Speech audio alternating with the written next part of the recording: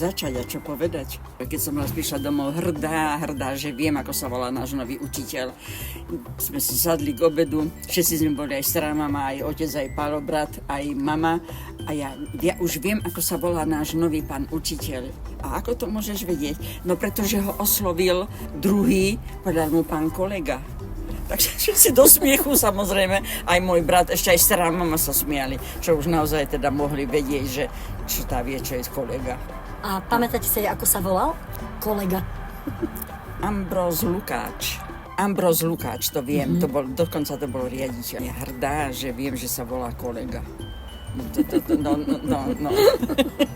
Som sa tešila celou cestou zo školy, že im to doma poviem, že ja už viem, ako sa aj volá, lebo to sme vraveli o tom, že bude nový učiteľ, že príde, tak sa deti správajte pekne.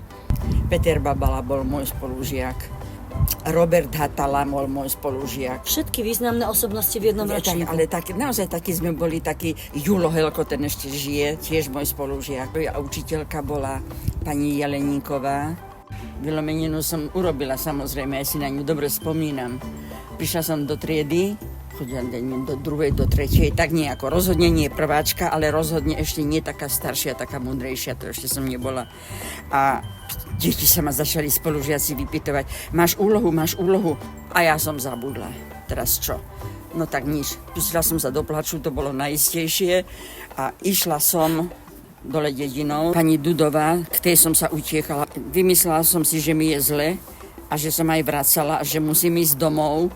Nebola som v stave priznať, že nie mi je ani zle, ani že musím ísť domov, ale nemala som úlohu. To som nemohla dopustiť, nemať úlohu, veď to je hrozné.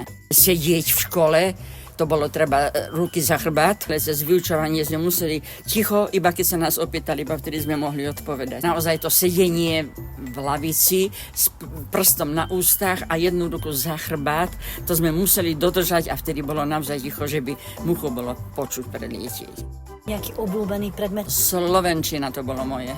Krasopis bol napríklad, to teraz už krasopis nie je samozrejme, kdeže, ale krasopis bol extra. Matematiku som nemala rada. Ja som bola skôr na humánne vedy.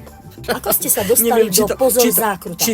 Či to aj vtedy, ja neviem, to ma nenapadlo, že sa ja raz dostanem do Bratislavy a že budem raz pred mikrofónom sedieť, či stáť, či čo robiť, neviem. A v akom čase ste chodívali do školy? Vtedy bol feriálny deň, to nezabudnem nikdy, lebo som to mala v každom kalendári napísané, čo som mala v škole.